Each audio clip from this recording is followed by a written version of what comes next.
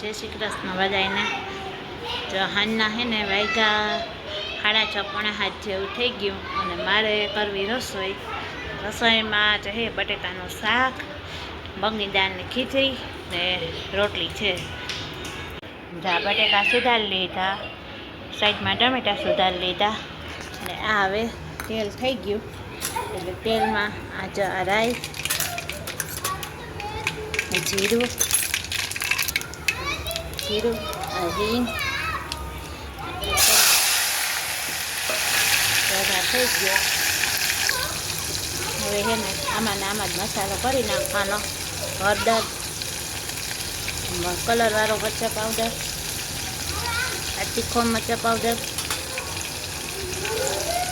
આ ધાણા જીરું, ગરમ મસાલો, આ મીઠું, ખાંડ, પાછું એકવાર હલાવી નાખવાનું એટલે એકદમ અસલ થઈ જાય। જરાક ટમેટા ચડી જાય ને પછી બટેકા નાખવાનું। હવે જો ટમેટા ચડી ગયા, હવે આ બટેકા એમાં નાખી દેવાનું, પછી પાછું હલાવી નાખવાનું, ચડી જાય થોડુંક પાણી એડ કરવાનું, સારી ઢાંકી રહેવાનું।